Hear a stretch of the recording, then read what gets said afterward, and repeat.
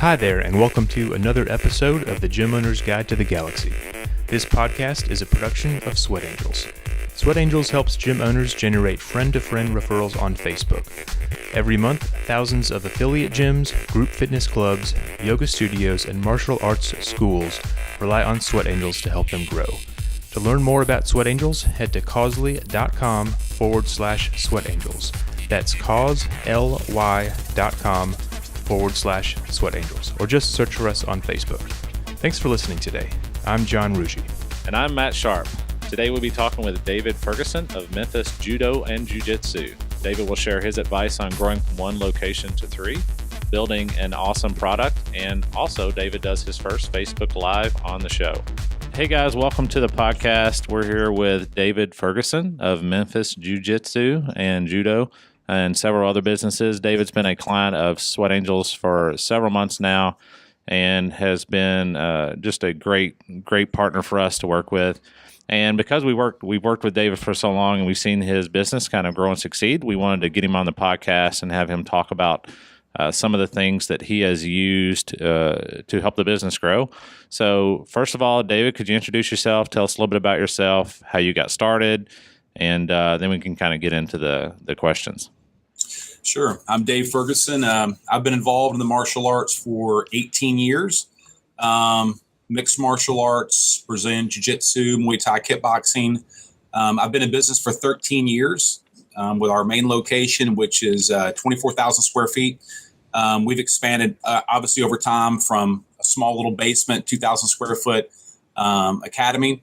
Now we have another location we opened up in Midtown Memphis, and we are opening a third in about a week. And I employ about 30 people and love this business. It's awesome. So you've been in Memphis the whole time? Mm-hmm. I have been. How many members do you have across those two and soon to be three locations? Across the two, at the main location, I've got about 800 members, and the Midtown location, about 600. Wow. So we have a lot of people that listen to us that are single location owners, or there's several that are multi-unit location owners as well. But it's always really good to hear from guys that have made the jump from one to two to three, some of the things that they have learned along the way. And I've always found that a lot of these guys, it's better for them to let you make the mistakes than they make them and learn from them. So I would love for you to share some of the things you've kind of learned along the way that you think has led to your growth at the business. Well, in regards to opening multiple locations, that's a hard thing to decide to do. Obviously, you obviously have to have people that you trust a lot, such as a facility manager who's going to treat the business like their own. Because obviously, I can't be at the second location or third location as much as I am at my main location. First of all, it starts with having a great product. If you have a great product and there's a need for it in the community, then it makes sense to do another location.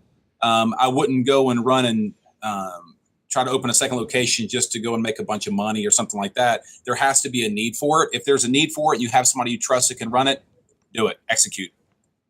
So, and you built your main thing. You built your membership pretty significantly even before you got into that second location, right? If I'm correct, you had to expand your first location once or twice before you even considered the second location? Yeah. And now the main location is 24,000 square feet. And what did you start off with? 2,000 square feet. Oh, wow. In a basement next to the University of Memphis about 13 years ago. So obviously, as that location is growing and you're thinking about opening the second one, were there things that you wanted to really dial in before you open the second one? Yeah, absolutely. There was a lot of things. Really getting a good handle on the bottom line, really being tight with the business side financially. I had certain goals that I wanted to meet financially with the business before I jumped into doing a second location. That was the first thing. Also making sure that staff was trained properly and trained at 110%.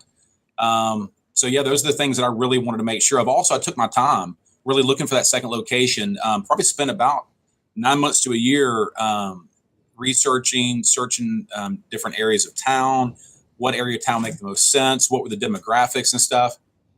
Okay. Those sort of things. So I took my time. I didn't jump right into it. I took my time and made sure I was ready to go. So What was it about that second location that sealed the deal for you in terms of finding the right location? There was a perfect building in a perfect neighborhood. We're in what's called the Cooper Young District, which is a historic district of Memphis. It's in Midtown Memphis, so it's kind of bohemian and kind of cool and laid back. Fitness is really big in Midtown. The Midtown folks love to stay fit. They do a lot of different activities.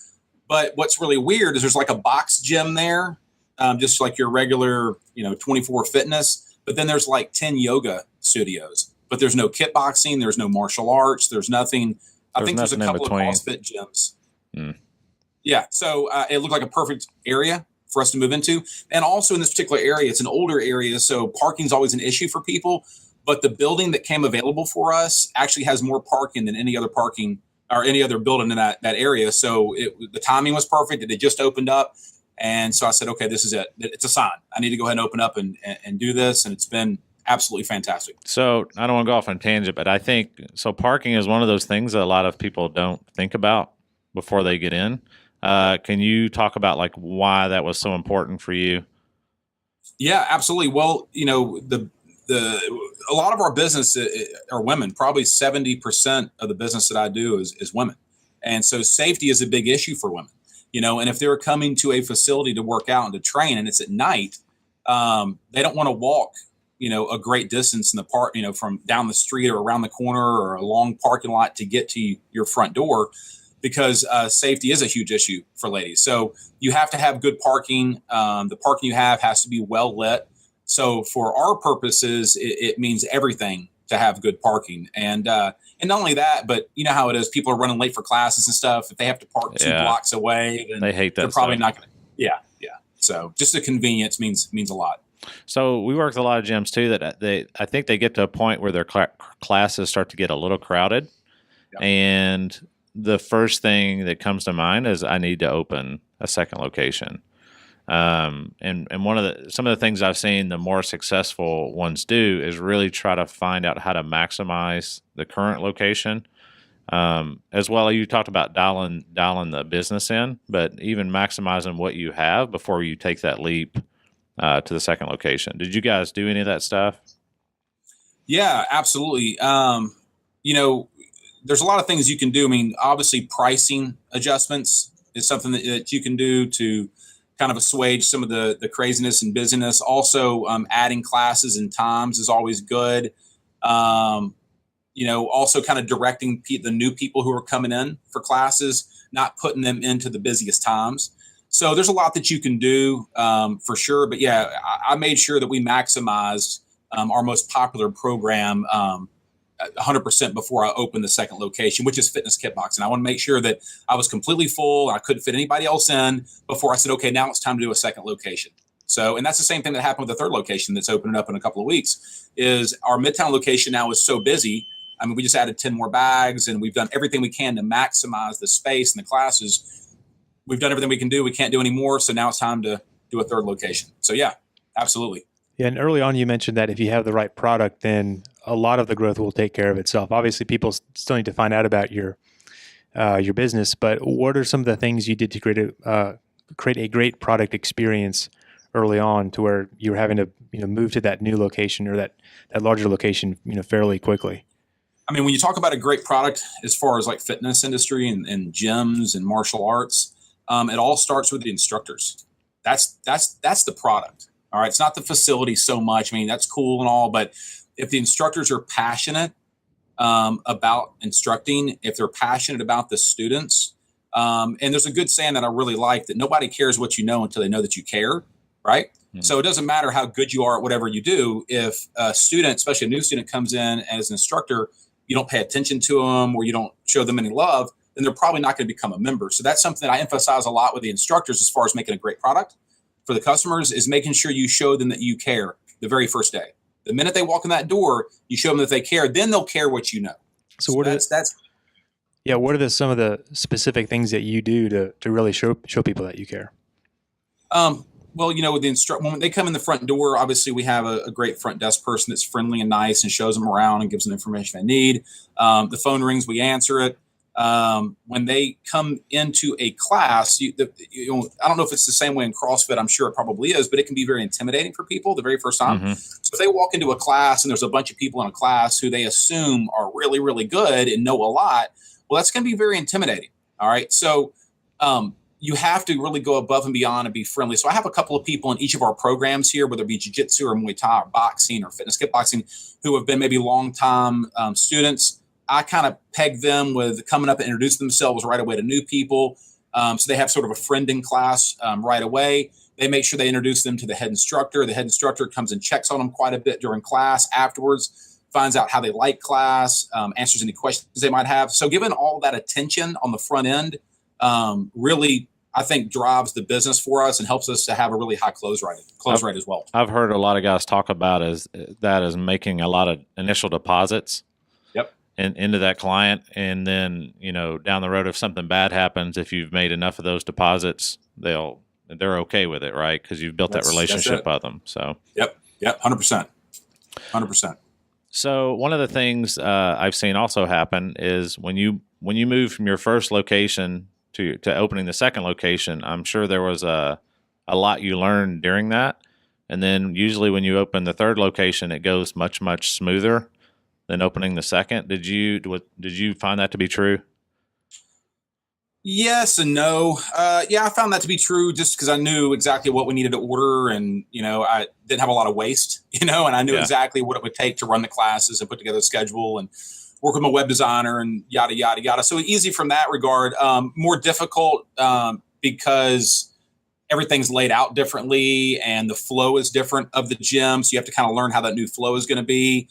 Also learning the neighborhood as well and the people, when you're out marketing and you're getting leads and things like that.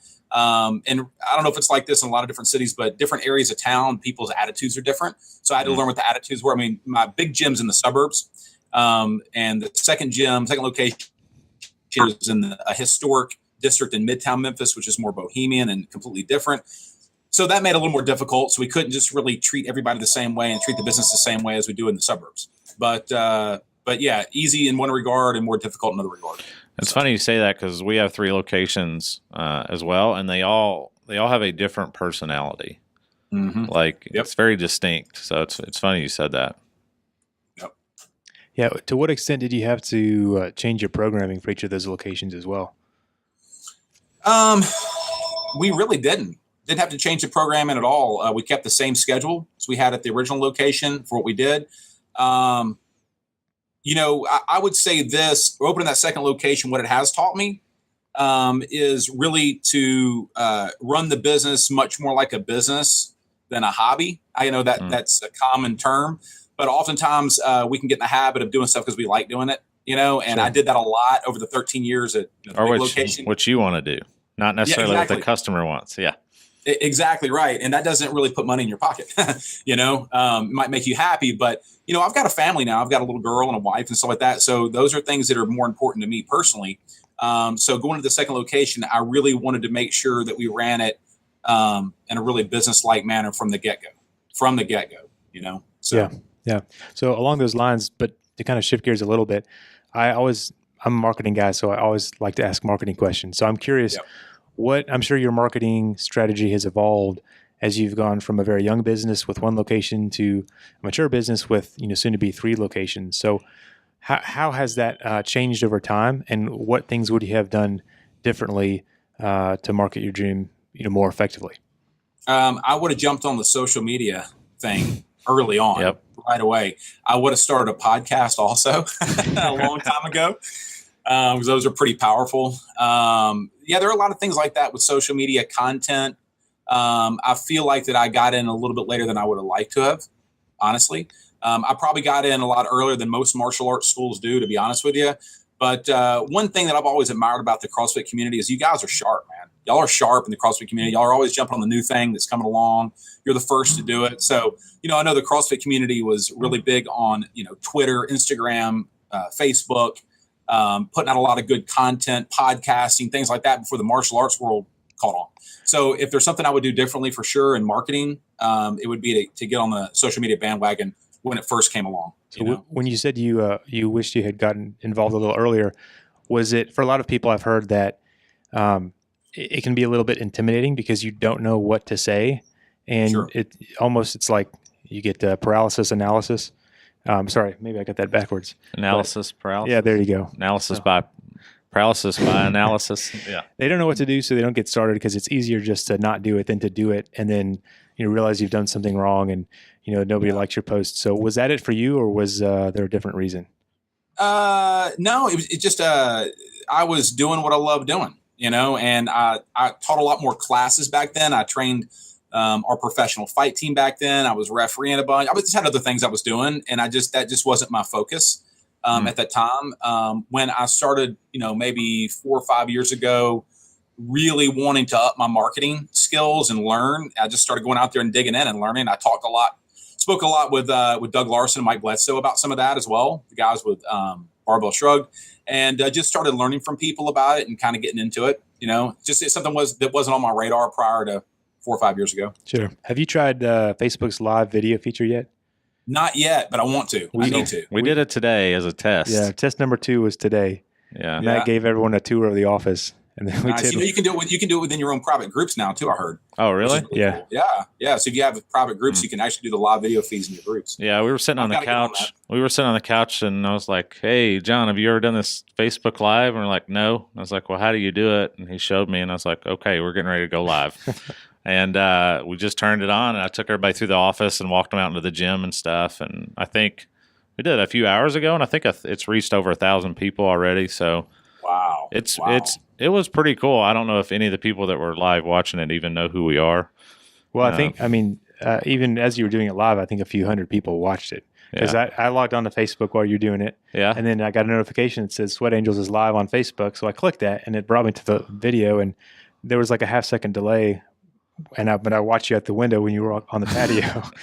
So it's pretty cool because one of the things we talk about a lot is, gym owners don't know what to share on Facebook, and it's hard to create really interesting stories. And when you feel like you have to add a lot of production value, then it just gives you one more excuse for doing it later. But the nice thing about live video, whether it's on Facebook or Vine or Snapchat, is people don't expect a high production value, and you can just walk out in your gym and say, "Hey guys, I want to show you what's going on in class today. Here are some of our members," and it's just very personal, it's real, and it's very authentic. So David, you gonna go on record? You gonna do something live in the next 24 hours at the gym? Yes. I'll make that commitment right now. All right. I will go live. I've got to. When will we post it? Do I need to download? No, Facebook you just Live or something. Yeah. We could go live right now. This is a shameless plug right here, but we have an article we did on how to use Facebook Live video on our blog. Right now it's probably 2 or 3 blog posts deep, but it's pretty simple. I showed Matt and he got it. We did it within like 6.5 seconds. We were broadcasting in the office. So do you put a post out there kind of alerting your people on your friends list, hey, we're about to go live in 10 minutes? It's like 2 clicks. Yeah, it was. You click like you were normally going to post a status update, and there's this little live video icon, and you click that. Facebook asks you for a title of your video. You click, I think you click go live, and then you're off and running. What's the next thing? I mean, now we can do live videos in real time, and what's the next thing to come down the 360 video. Have you seen the 360 videos? No. Oh, they are intense. So I think it's a GoPro camera that they use, but I don't understand the technology. But several cameras mounted, so you can see everything at once. Right. The first one I saw was of a surfer in this big wave, and as you move the phone through space, it changes the perspective of the camera. So you can look down the tube of the wave, up in the sky, down below the ocean. I mean, it's unreal. That is awesome. So let's do this. You're going to do a live video right now? So I'm going to show you. So here. Yep. So gotcha. This is Sweat Angels. All right. This could go either way. So I go to publish. So see? Yep. This will be your business page. Gotcha. Click publish.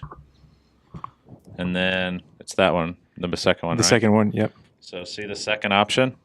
Uh-huh. So there's the camera, then that option. Yeah, gotcha. So let's see.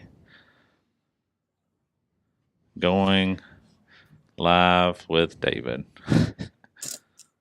Maybe I ought to go live now too. All right, I'm gonna say that's the future, David. Is everyone is on live all the time. So, all right. So I'm going to click it, and they're going to see you. All right. Let's see. So this says 3, 2, 1. All right. So there's John. I'm going to flip it. Nope. That's flip you. it the other way. There's David. There we go. Live on our podcast. Sweet. And here's us. Live podcasting. There we go. Hello, world. Yep. And then David. All right. That was enough for the test. And, where's he at? No. You got to flip the camera. Oh, flip the camera. There we go.